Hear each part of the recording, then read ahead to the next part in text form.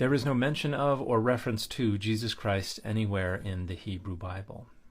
Yes, there is. He's mentioned multiple times in the Old Testament. Hey everybody, I'm Dan McClellan. I'm a scholar of the Bible and religion. Jesus didn't exist anywhere near the composition of the text of the Hebrew Bible. You are correct.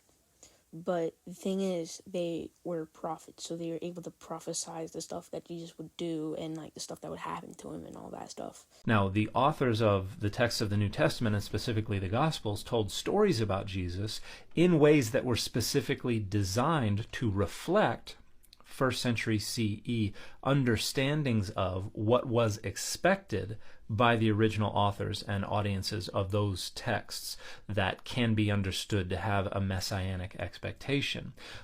No, the Gospels were written by people who personally knew him. They just wrote stuff about him, like the stuff that he done and all that. But there's no case to make that those authors and audiences expected precisely what we find in the life and the mission of Jesus of Nazareth.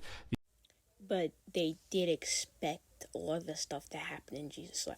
They even expected his birth. Isaiah 7:14. Therefore, the Lord himself shall give you a sign. Behold, a virgin shall conceive and bear a son, and shall call his name Emmanuel.